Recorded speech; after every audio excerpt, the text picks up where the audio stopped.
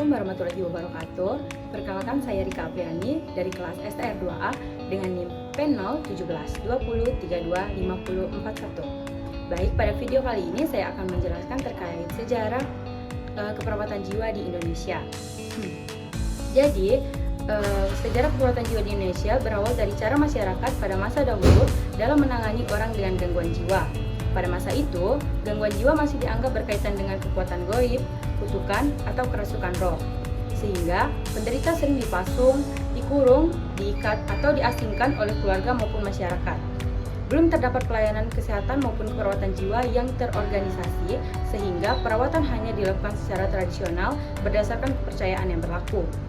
Perkembangan pelayanan kesehatan jiwa dimulai dengan berdirinya Rumah Sakit Jiwa Bogor pada tahun 1882 yang merupakan rumah sakit jiwa pertama di Indonesia.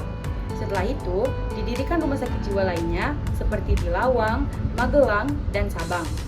Pada masa ini, pelayanan masih menggunakan sistem custodial care, yaitu berfokus pada menjaga, mengawasi, dan memenuhi kebutuhan dasar pasien agar tidak membahayakan diri sendiri maupun orang lain. Peran petugas pada saat itu masih terbatas karena konsep perawatan jiwa profesional belum berkembang. Setelah Indonesia merdeka, pelayanan kesehatan jiwa mulai mengalami kemajuan. Pada tahun 1947, pemerintah membentuk Jabatan Urusan Penyakit Jiwa yang kemudian berkembang menjadi Direktorat Kesehatan Jiwa.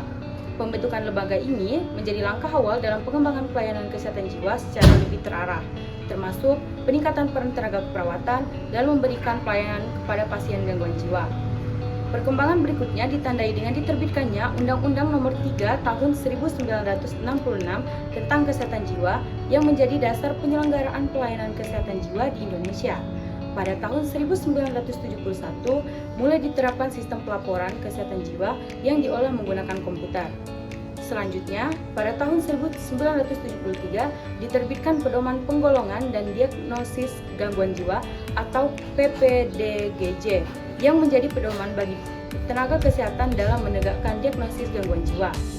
Pada periode ini, pelayanan kesehatan jiwa juga mulai diintegrasikan ke puskesmas sehingga masyarakat dapat memperoleh pelayanan yang lebih mudah dijangkau. Memasuki tahun 2000, keperawatan jiwa di Indonesia berkembang semakin pesat. Perawat mulai menerapkan model praktik keperawatan profesional atau MPKP dalam memberikan asuhan keperawatan jiwa secara komprehensif.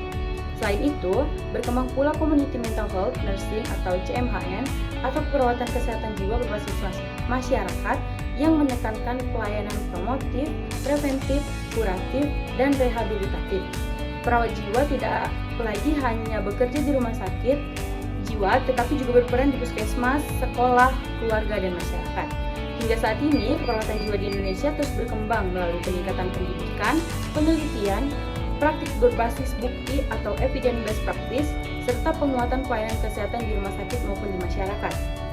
Peran perawat juga semakin luas, tidak hanya memberi asuhan kepada pasien dengan gangguan jiwa, tetapi juga melakukan promosi kesehatan jiwa, pencegahan gangguan jiwa, rehabilitasi, serta mendukung proses pemulihan pasien agar dapat kembali berfungsi secara optimal di lingkungan keluarga dan masyarakat.